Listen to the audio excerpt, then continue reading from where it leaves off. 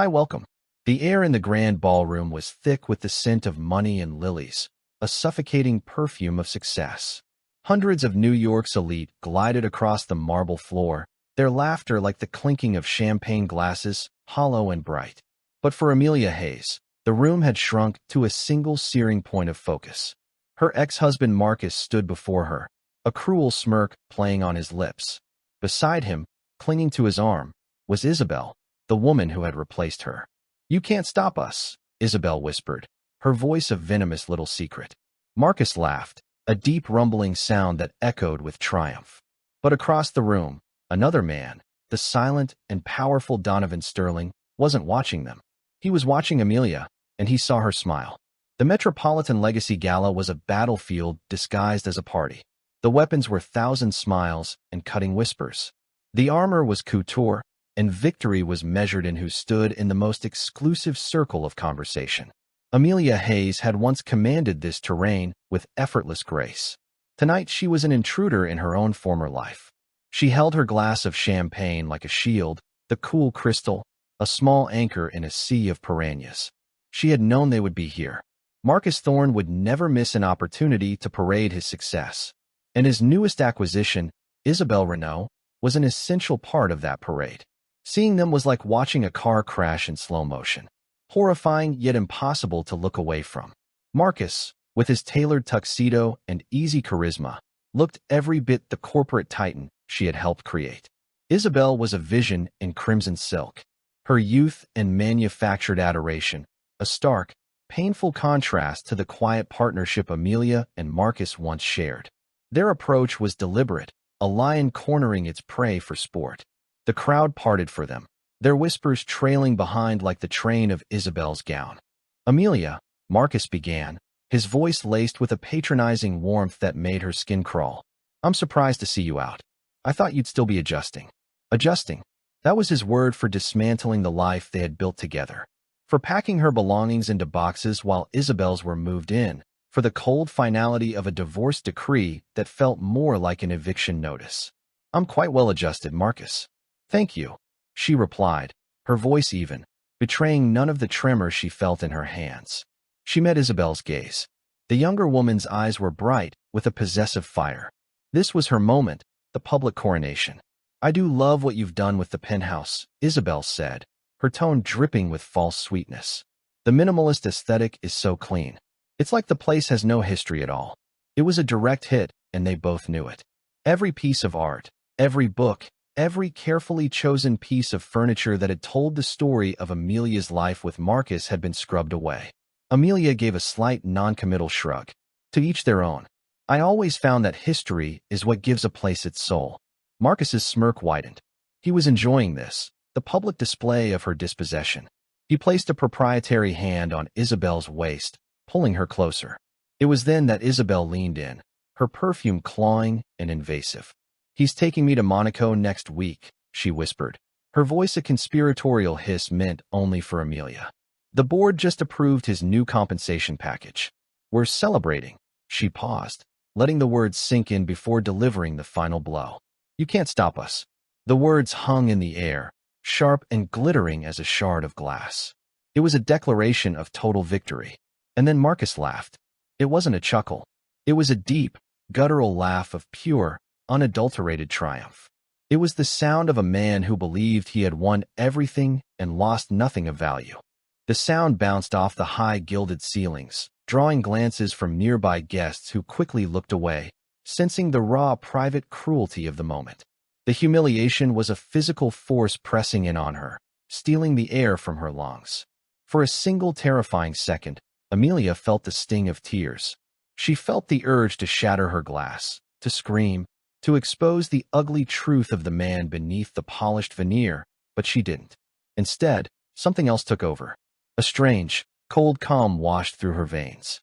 She thought of the long nights spent analyzing Marcus's business plans, the sacrifices she'd made for his ambition, the intellect he had mined and then discarded. He had forgotten who she was. He saw a wife he had shed like last season's coat. He had no idea he had discarded his most valuable asset. And so Amelia Hayes smiled. It wasn't a wide manic grin, nor was it a pained grimace. It was a small, quiet, knowing smile that didn't quite reach her eyes, but held a universe of intent within it. It was the smile of a chess master who sees the board 5 moves ahead. It was a smile that said, "You have no idea what you've just done." The laugh died in Marcus's throat, his brow furrowed in confusion. Isabel's triumphant expression faltered. Her declaration was meant to break her, but Amelia's smile was a shield it could not pierce. It was an answer to a question they hadn't known to ask. Across the cavernous room, standing near the French doors that led to the terrace, Donovan Sterling watched the entire exchange. He was a man who moved in shadows, his presence a quiet weight in any room. His empire was built on seeing what others missed, the subtle tells, the shifts in power, the hidden weaknesses. He had been observing Marcus Thorne for months, but his interest had recently shifted. He saw Marcus's cruel laughter and Isabel's smug pronouncement. But what held his attention, what truly captivated him, was the ex-wife.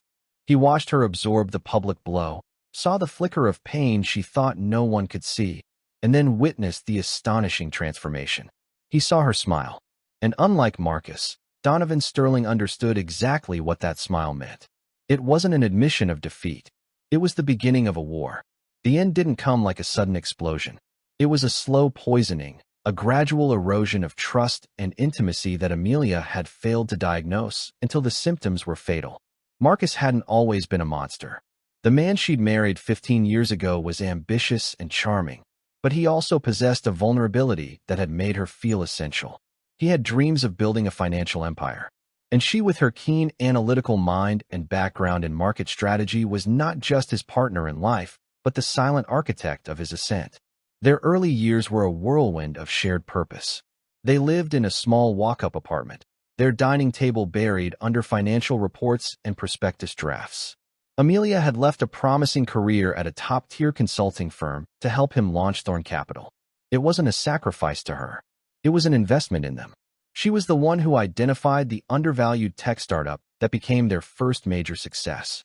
She was the one who crafted the meticulous presentations that won over their initial skeptical investors. Marcus was the face, the charismatic salesman. She was the engine hidden away in the machine room, ensuring it all ran perfectly. "We're a team, Ames," he used to say, kissing her forehead as they worked late into the night. "You're my secret weapon." The poison began to seep in with success. The we slowly became I. It was no longer our first big win, but the deal I closed. When journalists wrote profiles on the meteoric rise of Thorne Capital, her name was never mentioned. At first, she told herself it didn't matter. The success was real, and she was a part of it. But then came the subtle dismissals. "Don't worry your pretty head about the quarterly reports," he'd say, even though she could recite them from memory. "You've earned a rest. Go shopping." He began to reframe her history.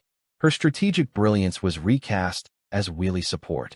Her decision to leave her job became a story he told about how he wanted to provide for her, so she wouldn't have to work.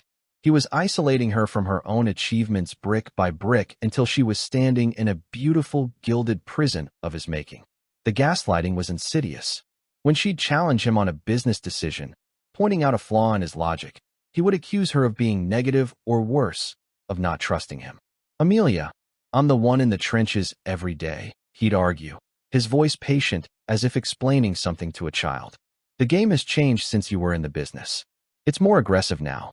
You wouldn't understand." She started to doubt herself. Had she lost her edge?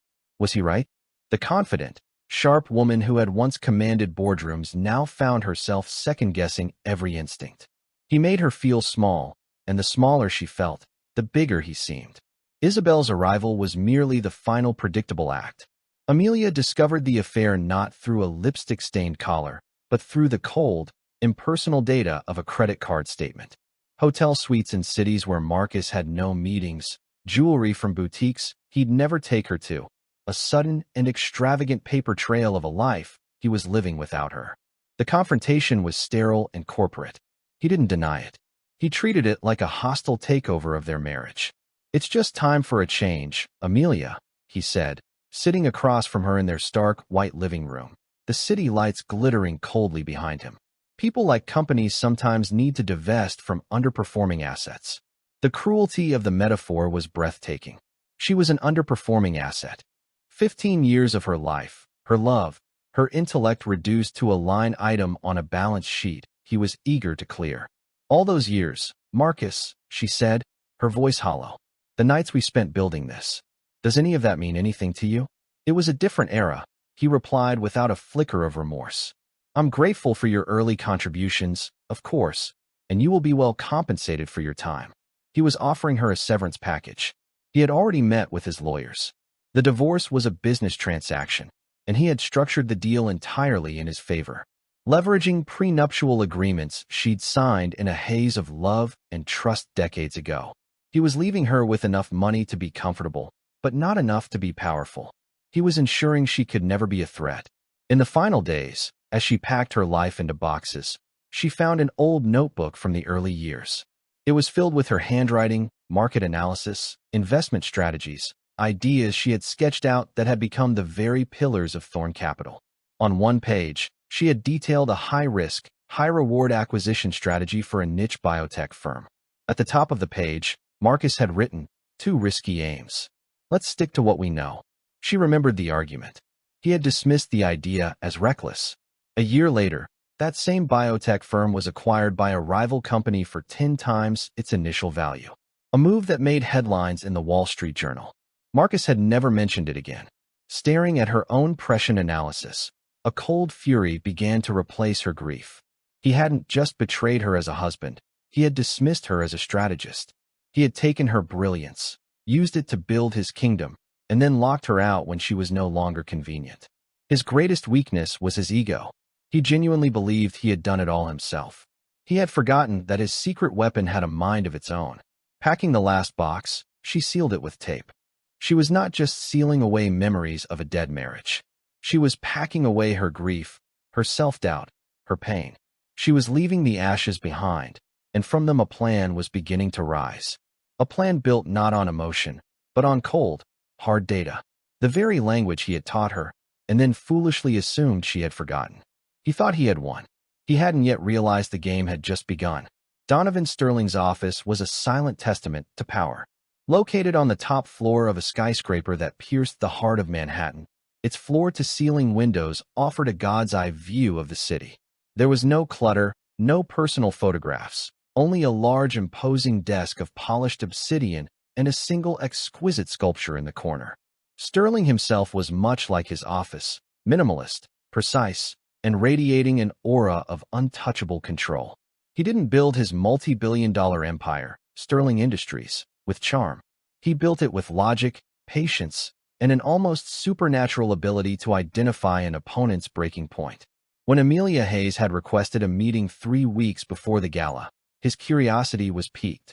He knew her only by name. The quiet, elegant wife of Marcus Thorn, a man Donovan considered a reckless peacock, all flash and no foundation. He had agreed to the meeting out of a mild academic interest. He allotted her 15 minutes. She walked in not as a victim seeking aid, but as a peer presenting a proposition. She was dressed in a sharp, understated business suit, her demeanor calm and professional.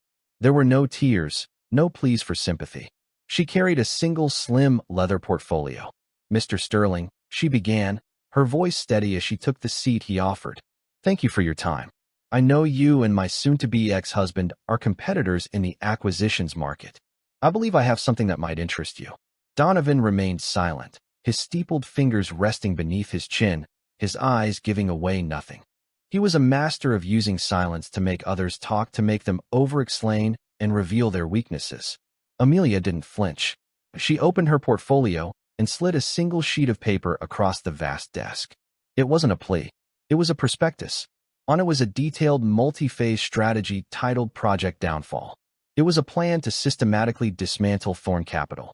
"Marcus has built his company on a foundation of aggressive, high-lever deals," Amelia explained, her tone clinical, as if discussing a case study. "He projects an image of invincibility, but his portfolio is dangerously overexposed, particularly in the European tech sector. He's arrogant. He believes his own press. That's his weakness." Donovan's gaze flickered down to the paper, then back to her. He was intrigued. Now, this was not the rambling of a scorned woman. This was the cold, precise language of a high-level strategist. "And you know this how?" he asked, his voice a low baritone. Because I wrote the original business plan for Thorn Capital, Amelia stated without pride or resentment. It was simply a fact. I designed the initial investment models. I know where every pillar is, which means I also know which ones are load-bearing and which ones are hollow. She proceeded to lay out her plan. It was brilliant in its subtlety. It wasn't about a single crushing blow. It was about 1,000 cuts. It involved poaching key talent Marcus had grown complacent about, exploiting regulatory loopholes in his offshore holdings. She knew he overlooked and anticipating his next big acquisition target and getting there first. Not necessarily to buy it, but to drive up the price and force him to overpay, further stretching his resources. Donovan listened, his expression unreadable. He had paid his own teams millions to find a vulnerability in Thorn's empire, and they had found nothing this incisive, this intimate. Amelia wasn't just offering him a business plan. She was handing him a psychological blueprint of his rival. "Why come to me?" he finally asked. "This is a plan for revenge. It's personal." "Of course it's personal," Amelia admitted, her professional mask cracking for just a moment to reveal a flash of steel. "He tried to erase me. He took 15 years of my life and my work and told me it was worthless. I'm not seeking to destroy him for emotional satisfaction, Mr. Sterling. I'm seeking a market correction. He is overvalued and I intend to prove it. I have the intellectual capital, but I lack the financial resources to execute this at scale. You have the resources, and what do you get out of it?" "I don't want your money," she said firmly. "I want backing. I want to start my own advisory firm. You can be my first silent client. When Thorn Capital's key assets are devalued and ready for acquisition, your company will be in the primary position to absorb them for a fraction of their current worth. My payment will be my own success built on the ruins of the company that discarded me." It was the audacity of the proposal that sealed it. She wasn't asking for a handout. She was offering him an opportunity, a partnership. She had weaponized her pain and turned it into a meticulously crafted plan for profit and justice. He stood up and walked to the window, looking down at the city below. He saw the world as a complex series of systems and levers. This woman understood the levers. "There is a gala in 3 weeks," he said, turning back to her. "At the Met, Thorn will be there with his new associate. He will try to humiliate you. He will need to validate his own decision. That will be your test. If you can face him in that room and not break, our alliance begins the next morning." Amelia stood, her composure absolute. "I won't break, Mr. Sterling." "I know," he said, a flicker of something that might have been respect in his dark eyes. "He thinks he's in a victory parade. He doesn't realize he's marching into an ambush." The gala, therefore, was not the beginning of her humiliation, but the final step in her recruitment. Her smile, the one that had so confused Marcus and Isabel, was a signal to the man watching from across the room. It was a message that said, "The test is over. The alliance is forged. Let the games begin." The morning after the gala, the city was draped in a cool gray mist, a fitting backdrop for the quiet war Amelia was about to launch. She didn't feel hungover from champagne, but from adrenaline. The memory of Marcus' confused face and Isabel's faltering arrogance was a potent cocktail, more intoxicating than any drink.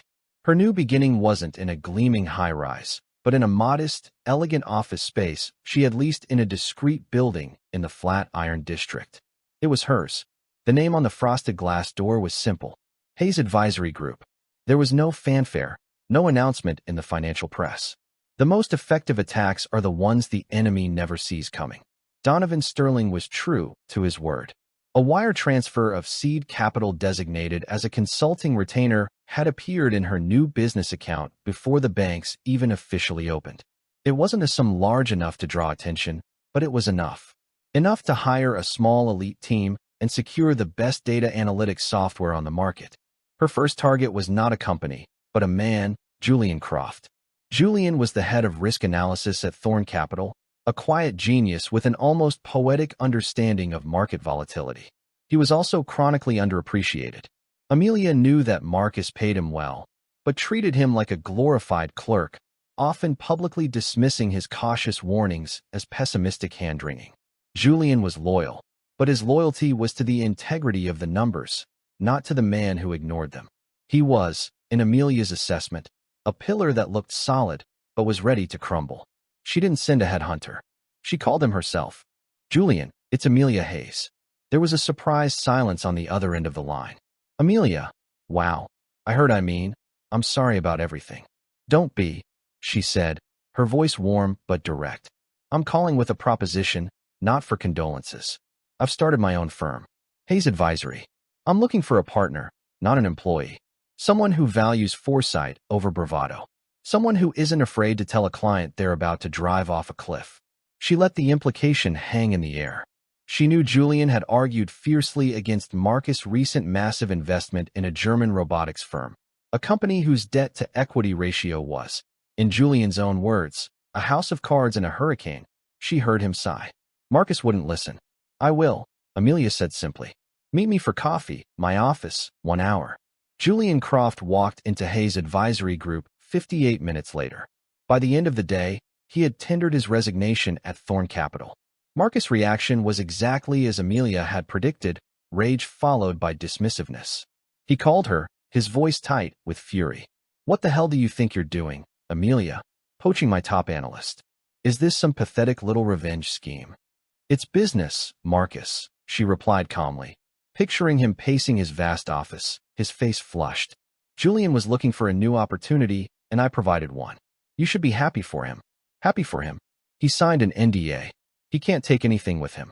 I'm not interested in your old data, Marcus, she said, the lie tasting sweet. Julian's encyclopedic knowledge of Thorn Capital's vulnerabilities was her real prize. I'm interested in his mind, something you clearly undervalued. She hung up before he could respond, a tremor of satisfaction running through her. The first cut had been made. It was small, but it was deep, and it was aimed at Marcus's pride. The second move was even more subtle. Amelia knew Marcus was aggressively courting a lucrative client, the pension fund of a massive, old money manufacturing conglomerate. Marcus' pitch was all about high yield, aggressive growth. He was promising them the moon. Amelia didn't try to steal the client. Instead, she used her new firm to publish a meticulously researched anonymous white paper on the hidden risks in the European tech sector, specifically the instability of over-leveraged robotics companies. She didn't name Thorn Capital or the German firm, but for anyone who knew where to look, the message was crystal clear. She had the paper discreetly circulated among pension fund managers and financial analysts, including the very ones the conglomerate had on its board. The paper caused a minor stir in the financial community, a ripple of caution. 2 weeks later, news broke that the conglomerate had decided against moving their pension fund to Thorn Capital, citing a desire for a more conservative, risk-averse strategy. Marcus wouldn't be able to trace it back to her directly, but he would feel the sting of the loss. He would be furious, confused. He was a shark that operated on instinct and aggression. He wouldn't understand this kind of psychological warfare. He was fighting a ghost. Sitting in her quiet office, watching the city lights begin to twinkle as dusk fell, Amelia felt a sense of purpose she hadn't experienced in years. This wasn't just about revenge anymore. It was about reclaiming the part of herself she had allowed to be buried. Marcus thought she was playing games. He still saw her as his emotional ex-wife, lashing out in pain. He couldn't comprehend that she wasn't playing his game at all. She was playing her own, and she was just getting started. The first few months of Amelia's campaign were a study in precision. Marcus felt the effects not as a direct assault, but as a series of inexplicable misfortunes. A key client lost a promising deal that soured at the last minute. The unnerving departure of not just Julian Croft, but 2 other rising analysts who followed him to Hayes Advisory. Marcus saw these as isolated incidents, unlucky breaks in an otherwise flawless career. His ego wouldn't allow him to connect the dots to even conceive that Amelia could be the architect of his troubles. But the pressure began to mount, and it sought a release valve. That valve was his relationship with Isabel. Their life together, which had started as a whirlwind of clandestine hotel meetings and extravagant gifts, was supposed to be the prize. For Isabel, Marcus represented an escape from a life of mediocrity. He was her entry into a world of galas, private jets, and consequence-free luxury. She hadn't signed up for a war. She had signed up for a victory lap.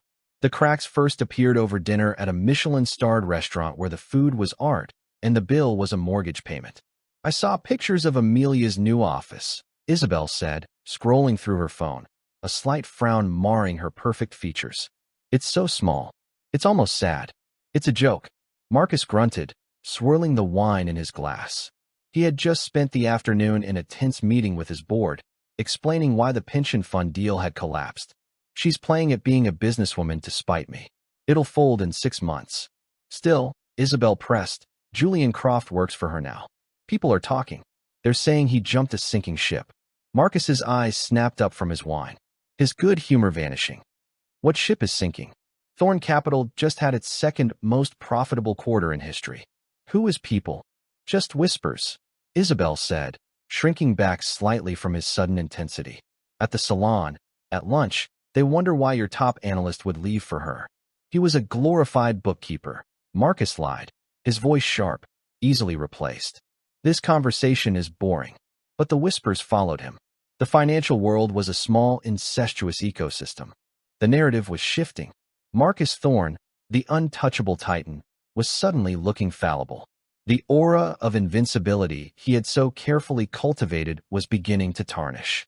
The stress made him volatile. He became short-tempered, obsessed with work, and increasingly paranoid. He would spend late nights in his home office poring over reports trying to find a tangible enemy to fight, but all he found were shadows. Isabel, who had imagined a life of leisurely brunches and romantic getaways, found herself living with a distracted, irritable man who treated her less like a partner and more like a decorative piece of furniture. Her demands for attention, once met with indulgent smiles and expensive jewelry, were now met with annoyance. The breaking point came one evening in their sterile minimalist penthouse. Isabel came in flushed with excitement, holding a travel magazine. "Darling, I was thinking," she began, draping herself over the back of his chair. "We never took that trip to Monaco. What about next month? We could stay at the hotel, dear." "I don't have time for Monaco," Marcus snapped, not looking up from his laptop. "We're in the middle of a major play for a controlling stake in Omnicorp. It's a delicate negotiation." "But you promised," she said, her voice turning petulant. "You said we would celebrate." "We'll celebrate when I close the damn deal," he roared, slamming his laptop shut. He stood up, his 6-foot frame towering over her. The easy charm was gone, replaced by a raw, ugly frustration. "Do you have any idea the kind of pressure I'm under? Do you think this empire runs itself while you're out spending my money on thousand shoes? I'm at war." Isabel recoiled, her eyes welling with tears of shock and indignation. "Spending your money? I gave up my entire life for you. I stood by you while you dealt with that bitter shrew of an ex-wife. A shrew who, for all her faults, at least understood what it took to build this company." The words were out of his mouth before he could stop them. It was a fatal mistake, and they both knew it. He had invoked the ghost. He had admitted in a moment of rage that Amelia possessed a value that Isabel did not. The silence in the room was deafening. Isabel's face was a mask of cold fury. The illusion of their perfect romance, of her unequivocal victory over Amelia, had been shattered. She wasn't his partner. She was his distraction. And now that he was no longer distracted, she was becoming an annoyance. "Don't you ever," she whispered, her voice trembling with rage, "compare me to her again." She turned and stormed out of the room. Marcus stood alone, the echo of his own words mocking him. He had won Isabel, but he was losing his grip. The cracks in his perfect facade were spreading, and he had the sinking feeling that the entire edifice was built on ground far less stable than he had ever imagined. The war he was fighting wasn't just in the boardroom anymore. It had followed him home. The Omnicorp acquisition was meant to be Marcus' masterpiece. It was a bold, aggressive move to absorb a smaller but highly innovative rival in the logistics technology space. Closing the deal would not only be immensely profitable, it would be a show of force. A definitive statement to the market that Thorn Capital was stronger than ever and that the recent whispers of its decline were unfounded.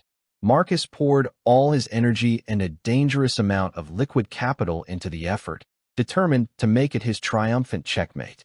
He saw it as the end of the game. For Amelia, it was the opening she had been waiting for. From the moment she'd heard murmurs of Marcus' interest in Omnicorp, she had set her own plan in motion. Julian Croft, with his intimate knowledge of Marcus' risk tolerance, confirmed her suspicions. "He'll overlever," Julian had said, pointing at a series of charts in their quiet office. "He's emotionally invested in this. He needs a public win, so he'll be willing to overpay. His ego is driving the negotiation, not his sense." Amelia didn't try to outbid him. That was a brute force tactic, and her methods were surgical. Instead, she and her small team at Hayes Advisory began a deep dive investigation into Omni Corp, looking for the one thing Marcus, in his haste, would have overlooked. They spent weeks poring over patent filings, international shipping manifests, and technical journals. The discovery was buried in a dense, jargon-filled patent addendum from a subsidiary of Omni Corp based in South Korea. It was a critical software component for their flagship logistics platform, a component they didn't own but licensed. The patent was held by a small, obscure tech firm in Seoul, a company so insignificant it barely registered on any financial analyst's radar. More importantly, the licensing agreement had a change of control clause. If Omnicorp was acquired, the new parent company would have to renegotiate the licensing terms from scratch. This was the linchpin. This was Marcus' blind spot. Amelia flew to Seoul. She didn't go as a competitor. She went as a potential partner. She met with the founders of the small Korean firm, a pair of brilliant but cash-strapped programmers. She didn't talk about Marcus Thorne or Omni Corporation. Instead, she laid out a vision for their technology, showing them applications and markets they had never considered. She offered them a future. Then she made her move using a shell corporation funded by Donovan Sterling's Silent Capital. Hayes Advisory acquired a controlling interest in the small Seoul company. The transaction was so minor it didn't make the news. It was a pebble dropped into the ocean, but it was about to create a tsunami. Back in New York, Marcus was in the final stages of the OmniCorp deal. He had bullied the board, promised the sky, and agreed to a price that made his own advisors sweat. The contracts were drawn up. The press release announcing the acquisition was already written. The day before the deal was set to close, OmniCorp's board received a letter. It was from a law firm representing the small, formerly unknown tech firm in Seoul. The letter politely informed them that upon the acquisition by Thorne Capital, the license for their core software component would be terminated. It further stated that the new owners of the patent were not interested in reliancing the technology to any entity associated with Thorne Capital. They were, however, open to exclusive partnerships with other industry leaders. The effect was instantaneous and catastrophic. Without the license, OmniCorp's core product was worthless. The entire valuation of the company collapsed. The deal was dead on arrival. When the news reached Marcus, he was in a board meeting presenting the final numbers. His phone buzzed, and he glanced at the message from his legal team. The color drained from his face. He stared at the screen, his mind unable to process the words. It was impossible. A company he had never even heard of had just scuttled a billion-dollar deal. Within hours, the story leaked to the financial press. Thorne Capital's Omni Corp acquisition collapses over critical patent dispute. The fallout was brutal. Thorne Capital stock, which had been inflated by the promise of the deal, plummeted by 30% in a single day. Billions in market value evaporated. The board, which had once revered Marcus, was now looking at him with undisguised fury. They demanded an emergency meeting. They wanted to know how their celebrated CEO had missed something so fundamental. How had he walked them and their investors off a cliff? Marcus locked himself in his office, the skyline of New York, mocking him through the panoramic windows. He was shaking with a rage so profound it felt like a physical illness. This wasn't bad luck. This wasn't a coincidence. The precision of the attack was too perfect, the timing too devastating. He finally knew with a certainty that chilled him to the bone who was behind it. It wasn't a rival firm. It was the ghost. It was the quiet, underestimated woman he had dismissed as an underperforming asset. Amelia had done more than just cost him a deal. She had used his own arrogance as a weapon against him. She had shown his board, his investors, and the entire world that he was not an invincible titan. He was just a man, a reckless and flawed man who had been outmaneuvered by the one person he never even considered a player in the game. The power imbalance had not just shifted, it had been completely inverted. Desperation is a corrosive acid. For Marcus Thorne, it ate away the last vestiges of his polished charm, leaving behind the raw, snarling ego of a cornered animal. The OmniCorp disaster had triggered a cascade of failures. Lenders were calling in loans, investors were pulling out, and his board was openly discussing his removal. The empire he had built was crumbling around him, and he knew with sickening clarity who held the wrecking ball. He showed up at Amelia's office unannounced. He didn't bother with the receptionist, simply pushing past her, and striding down the short hallway to the frosted glass door of Amelia's personal office. He threw it open without knocking. Amelia was standing at her window, looking out at the city. She didn't seem surprised to see him. She turned slowly, her expression calm, her composure a stark contrast to his disheveled appearance. His tie was loosened, his hair was unkempt, and his eyes were wild with a mixture of fury and fear. This was not the confident laughing man from the gala. This was a man on the verge of ruin.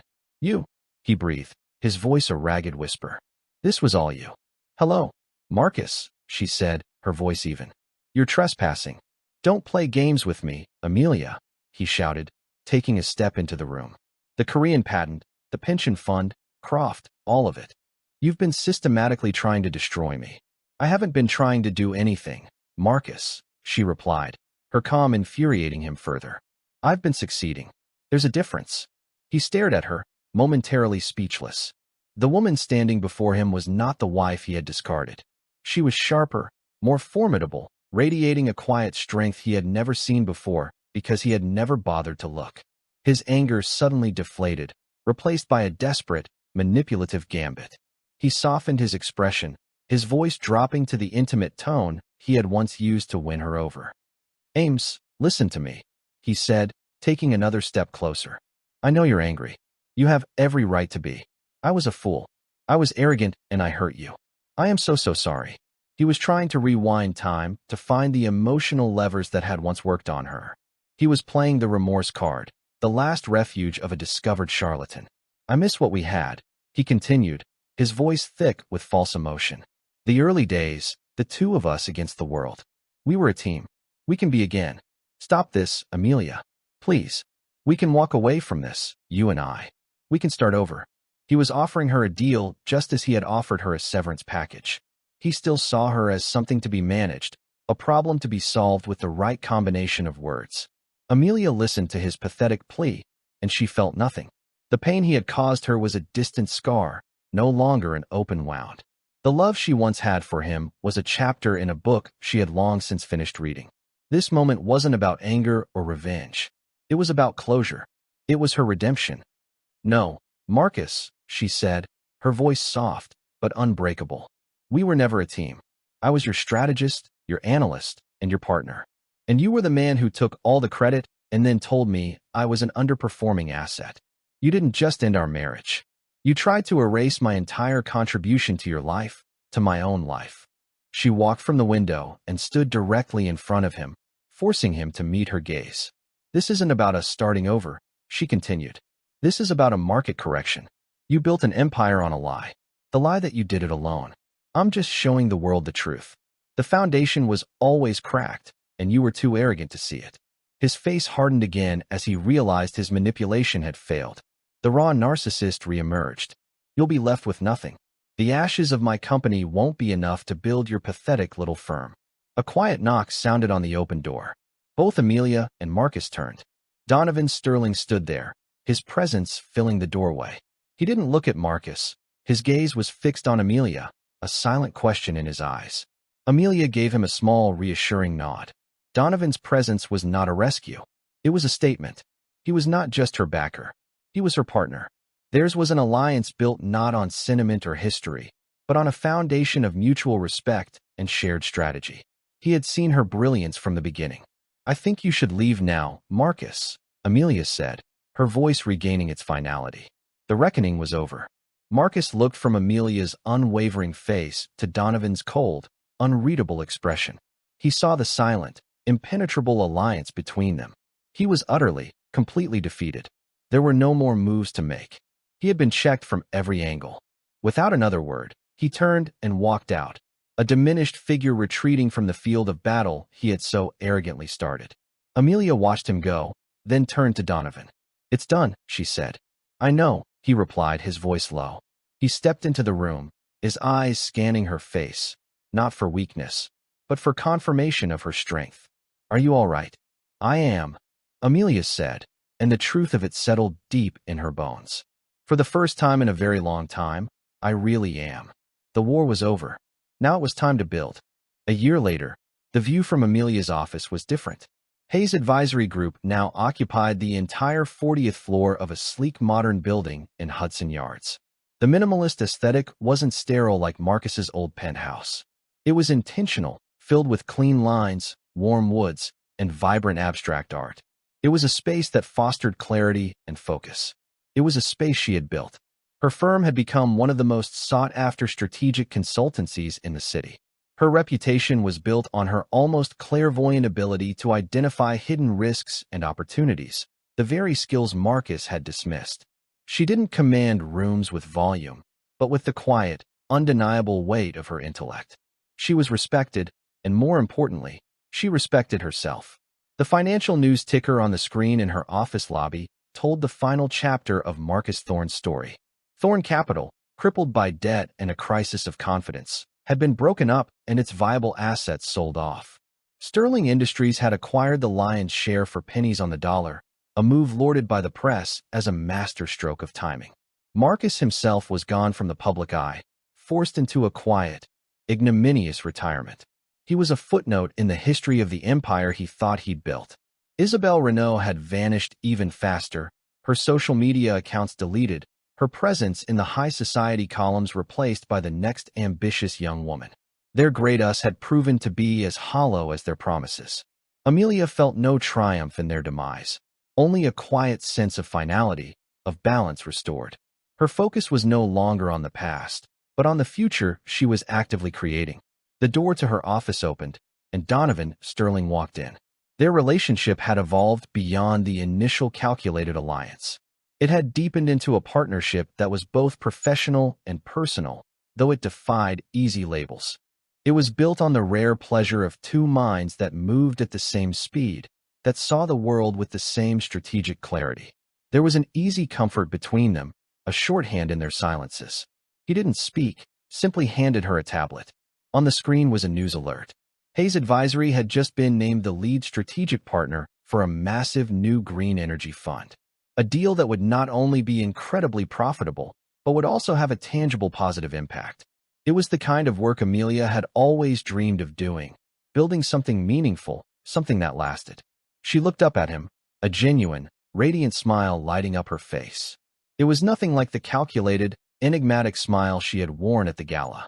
This one was real, earned, and completely her own. "Good work, Amelia," he said, his own lips curving into a rare small smile. "Good work, Donovan," she corrected gently. "We did it." He walked to the vast window, looking out at the sprawling city below. Amelia came and stood beside him. The view was endless, a landscape of glass and steel shimmering under the afternoon sun. A year ago, this city had felt like a cage, a place of public humiliation and private grief. Now it felt like a kingdom of possibilities.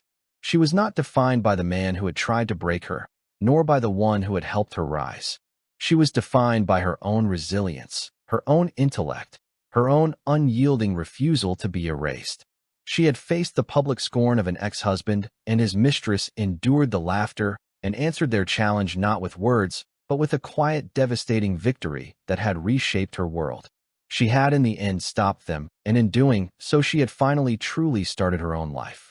From the ashes of a humiliating confrontation, Amelia Hayes didn't just rise. She rebuilt an empire in her own image. Her story is a powerful reminder that the quietest person in the room is often the most dangerous.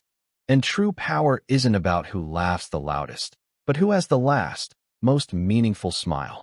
It's a journey from being an underestimated asset to an unstoppable force, proving that the best revenge is not just living well, but strategically dismantling the world of those who wronged you.